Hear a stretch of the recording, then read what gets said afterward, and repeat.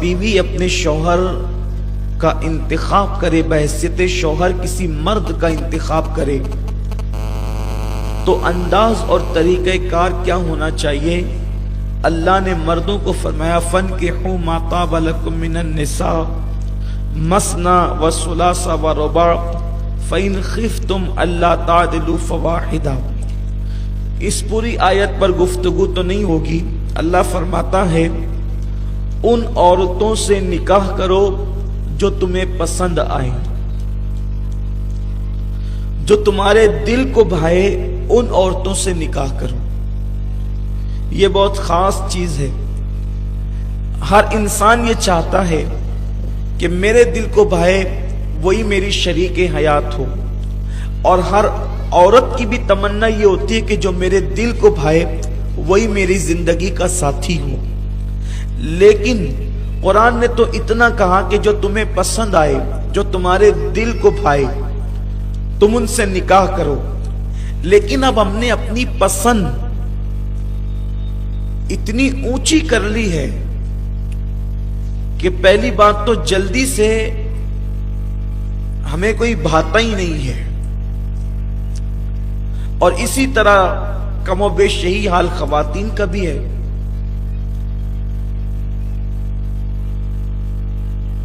और हमारी पसंद अब पुख्ता अक्ल वाले इंसान की बजाय, होशियार और अक्लमंद इंसान की बजाय, हमारी पसंद अब बच्चों जैसी हो गई है। जैसे एक बाप या एक माँ अपने बच्चे को किसी दुकान पर लेकर के जाएं और पूछे कि बेटा तुम कौन सी चीज लोगे, तो जो चीज उसको ज्यादा चमकती नजर आती है वो उस पे उंगली रखता है, और अभी उस पे उंगली रखी थी, फिर कोई और चीज चमकती नजर आ गई तो फिर उस पे उंगली रख दिया, फिर उसके बाद फिर और कोई चीज चमकती नजर आ गई, उस पे उंगली रख दिया। यानी वो किसी चीज पर के मामले में नतीजे पर पहुंच ही नहीं पा रहा है, और वो बच्चा कभी ये कभी ये कभी ये कभी ये कर रहा है, सिर्फ उस चीज की चमक को देखकर।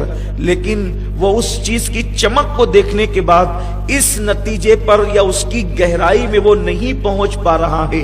खवातीन जो बच्चियां हैं, जो अभी शादीशुदा नहीं है वो भी, और जो नौजवान अभी शादीशुदा नहीं है उनसे भी मेरी गुजारिश है वो मेरी बात बहुत तवज्जो के साथ सुने।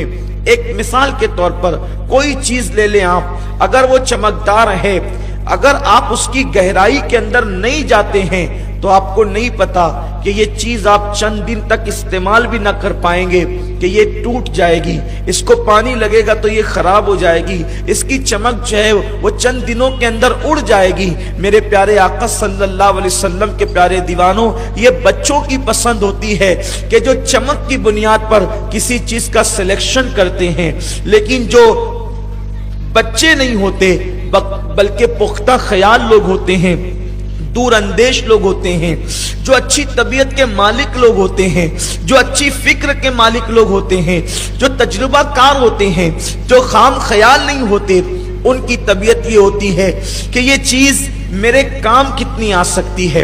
वो चीज की चमक को नहीं देखते बल्कि वो ये देखते हैं कि ये चीज मेरे काम कितनी आ सकती है। मिसाल के तौर पे अगर मैं चप्पल खरीद रहा हूं तो वो चप्पल की चमक को नहीं देखते बल्कि चप्पल के टिकाऊपन को देखते हैं।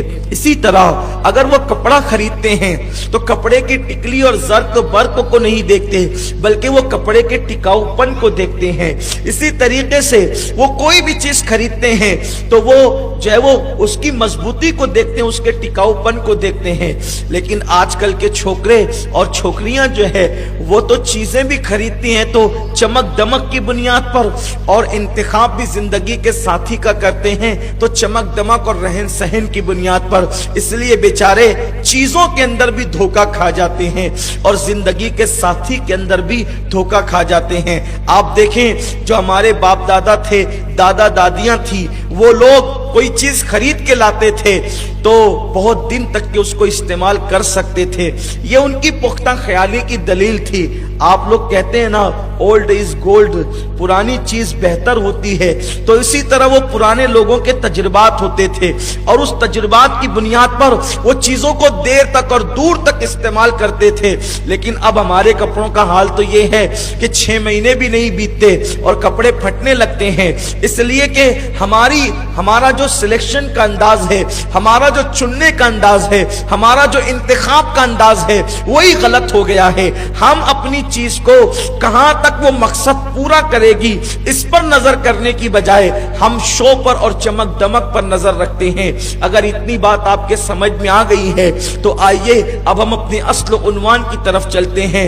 फनकिहू मा ताबा लकुम मिनन निसा, के उन औरतों से निकाह करो जो तुम्हें पसंद आए। अब हमारी पसंद क्या है? जिसका रंग बड़ा खुला खुला होगा हम उसको पसंद करेंगे, जो बहुत खूबसूरत होगी हम उसको पसंद करेंगे। हम ना खानदानी बैकग्राउंड देखेंगे, ना खानदानी पस मंजर देखेंगे। खानदानी बैकग्राउंड का मतलब ये नहीं है जो आप लोग खानदानी बैकग्राउंड देखते हैं। खानदानी बैकग्राउंड लोग क्या देखते हैं कि इसके खानदान के अंदर कोई कोड़ का मर्ज के अंदर मुब्तला तो नहीं है, किसी को सफेद दाग तो नहीं है। अगर खानदान में दूर के चचा को भी सफेद दाग हो तो उसके साथ शादी नहीं की जाती। क्यों? लोग कहते हैं इनका खानदान दागदार है, इनके खानदान के अंदर मर्ज है।